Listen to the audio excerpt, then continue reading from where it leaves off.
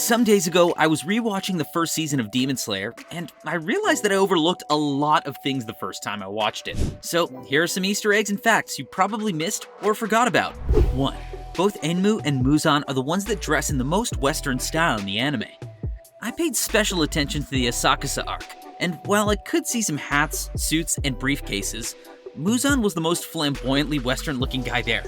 Same thing with Enmu if you compare him with the rest of the lower moons. Even Muzan was dressing in traditional women's clothing in that episode, drawing particular attention to the lower moon one in terms of outfits. 2.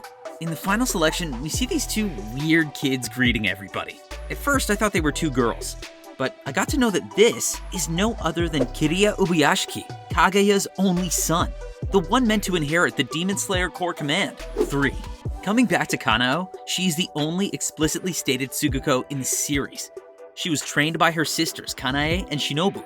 She is so skillful that despite being in the same final selection as Tanjiro and his friends, she was already in rank Tsuchinoto in Mount Natsugumo.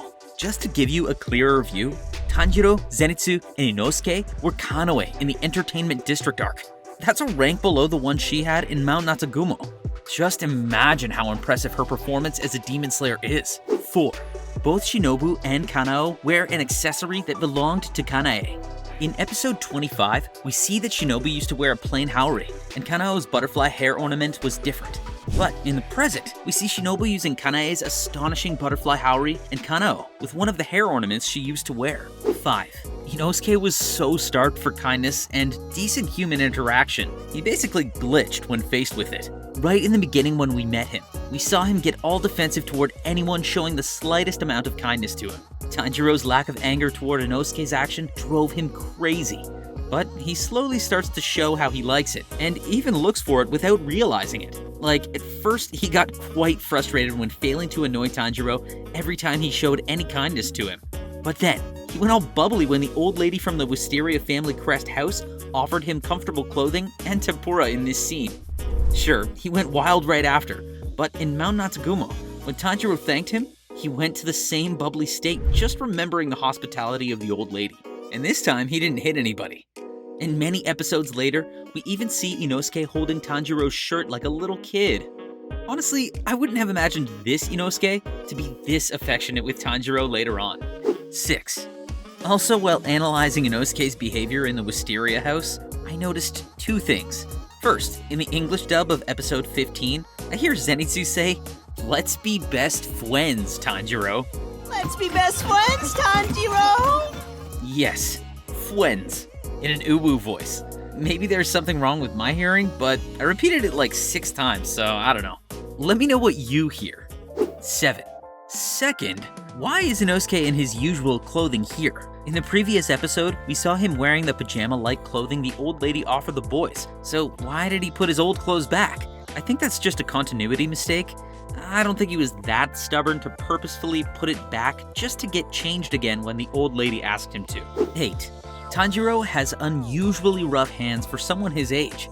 This fact is not mentioned that much in the anime. Even I had forgotten that we get to see his hands bleeding when trying to cut the boulder after Urokodaki's training. But this detail is rarely left behind when a close shot shows his hands. 9. Urokodaki loves his students so much that he hand-carves unique protection masks for each one of them, also known as kitsune masks. Urokodaki charges them with a protection spell for the final selection. He makes an effort to add a unique detail to each of them so that they match their new owner. For example, Sabito's mask had his same cheek scar. Makomo's mask had added some flowers, resembling the ones in her haori, but instead of light pink, he painted them blue. And Tanjiro's has a sun right where he has his scar. 10. Did you notice that the opening is a chronological summary of the entire season? It literally begins with Tanjiro in the snow, just like the first episode. After a montage of Tanjiro alone, the story begins. First, we see parts of his training with Urokodaki, then the final selection, and an illustration of Sabito and Makomo, who helped him at the end of his training, and who Tanjiro basically freed after killing the hand demon. Next, we see Zenitsu and Inosuke fooling around, after another montage that includes Muzan shown from behind, just like we first see him in Asakusa, with some of the Kizuki. We start to see Tanjiro's first battles with demons with blood demon arts. After that, we have a little pause of the battling with an illustration of Kaguya in the Demon Slayer headquarters, and then all of the Hashira in the shadows, except for Giyu. Finally, we see the Mount Natsuguma arc, and we get to the end of it. As you can see, they show us in chronological order what will happen this season. What impressed me the most is that the Hashira's appearance is only shown after they are introduced in the story. At first, we only see Giyu, but once they have their respective introduction to the audience, their silhouettes take color in the opening. I thought it was a detail worth mentioning. 11.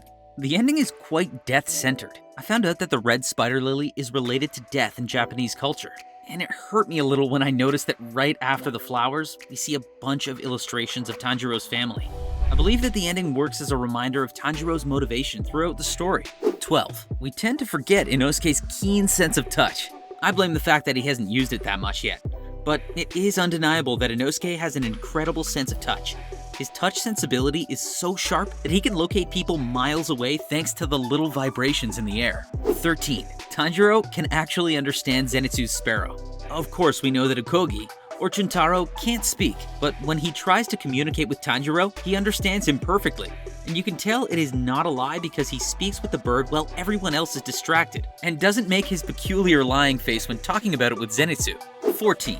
Now, Tanjiro is not only capable of speaking with birds, but he can also communicate with ghosts. And he is the only one we've seen doing it, unless the theory that the apparitions of Tanjiro's family are actually their ghosts is true, which would mean Nezuko would also be able to speak with the dead.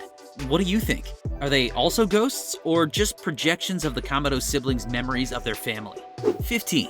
Tanjiro hates being in debt. He avoids at all costs to owe people something. We can see it when he aggressively insisted on paying for a broken basket to carry Nezuko around. And also later in Asakusa, where he buys 2 bowls of udon after letting the first one he bought fall to the ground, breaking the bowl and upsetting the shopkeeper. 16. Urokodaki and Tanjiro have other things in common besides being water breathers. They both share an extraordinary sense of smell. Urokodaki was able to smell Tanjiro's kindness, which made him believe that he was too weak to become a demon slayer. I think sharing this trait also made Urokodaki have this in mind while training him. I mean, if you know this could help you in battle, why not train this as well, whether consciously or not? 17. Tanjiro showed to be a good strategist and to have the potential to be a demon slayer from the beginning. When he first met Giyu, he was about to kill Nezuko, but Tanjiro made a plan right on the spot to bring him down with cleverness rather than body strength. It even impressed Giyu. Maybe Tanjiro unconsciously learned how to fight when he learned his father's Hinokami Kagura. But our main character always showed the will and the potential to be a great demon slayer. 18. If you're good with details, you may have noticed that half of Giyu's Haori is the same pattern as Sabito's. You see, they were actually good friends and went together to the final selection. But we already know how this friendship ended. 19. It seems like Koyoharu Gotouge tries to always give their characters meaningful names. We've already analyzed Tanjiro and Nezuko's names in this video. First, we have Zenitsu, the boy desperate for a wife. His surname literally means my wife. The Ino in Inosuke sounds similar to the beginning of the Japanese word for boar, which is Inoshishi. Giyu contains the kanji for justice and bravery, or heroism. Shinobu's name, Kocho, contains the kanji for butterfly. And Rui's name means accumulate, which makes total sense with his collection of fake family members. 20. Do you remember Kiyoshi, the boy from the Tsuzumi mansion? In that episode, we learned that some people have an extremely rare type of blood. These people are called Marechi. Yet, he's not the only Marechi we have met this season. Sanemi the Wind Hashira also has this type of blood. This is why he cuts his arm to bait Nezuko into tasting human blood. However, it just proved Tanjiro's point that no matter how tempted Nezuko is, she will never hurt a human. Have you noticed these things before? Which one surprised you the most? Let's chat in the comments section down below. If you like this video, let me know by leaving a like and subscribe if you want to know more about Demon Slayer's secrets, the characters' backstories, and so much more. Thank you for watching.